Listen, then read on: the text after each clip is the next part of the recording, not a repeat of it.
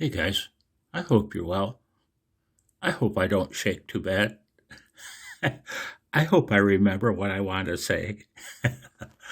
See where my probes are connected? That's a 47K resistor. Now, I just got an interesting comment from a Mr. JPM 1956.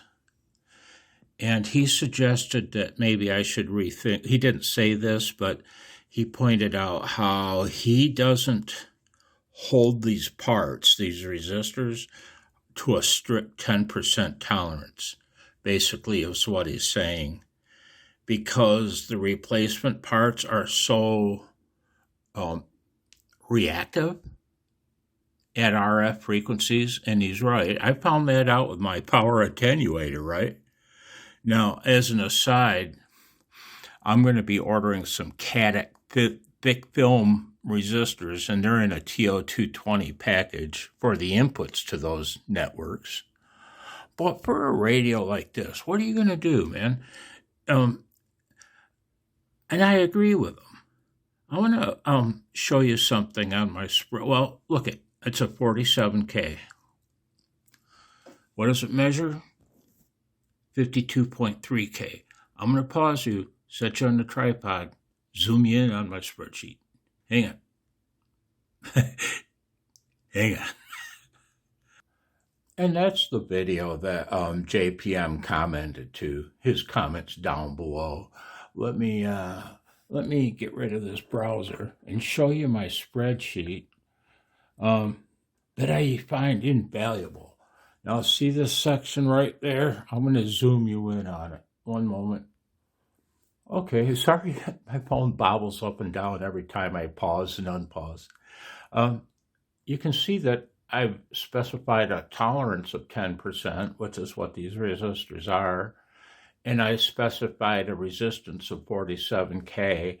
My spreadsheet will show me the minimum and max values of that resistor.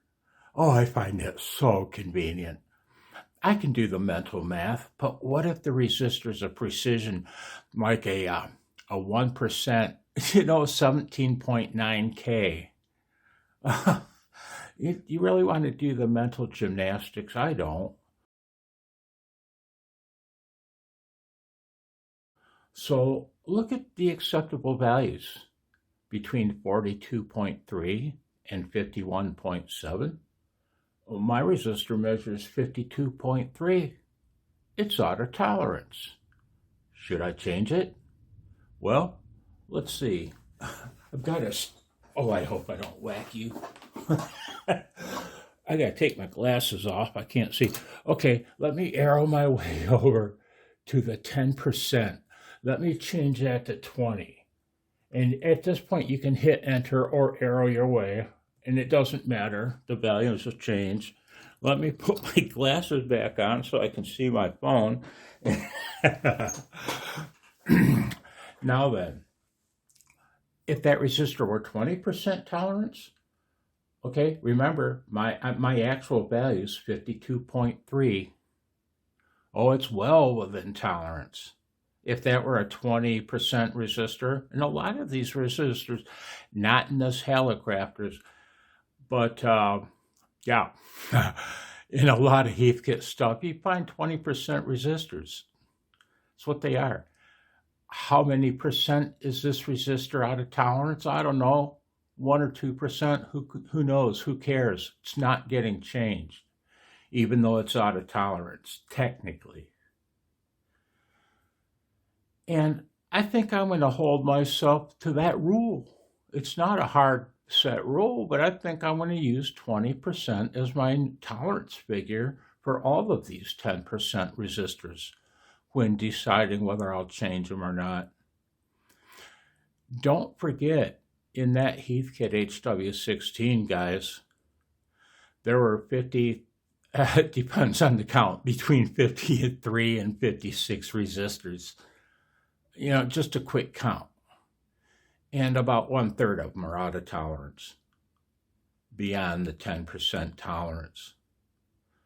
And that's a lot of resistors to change. And the parts that I install, I don't know if these resistors I have are metal film or thin film or thick film. They're not thick film, but I don't know if they're thin film. And yeah, I don't know how reactive they are to RF, but the less you change, the better. You know, might not make a huge difference in a receiver, but well, yeah, right? Oscillator circuits, transmitter circuits, my RF attenuator circuits. Yeah. So this is going to be my new approach. I'm going to grab you. Oh, I'm way zoomed in. Ooh, oh boy. Not doing too bad. That's going to be my approach to Resistors 73. Bye, guys.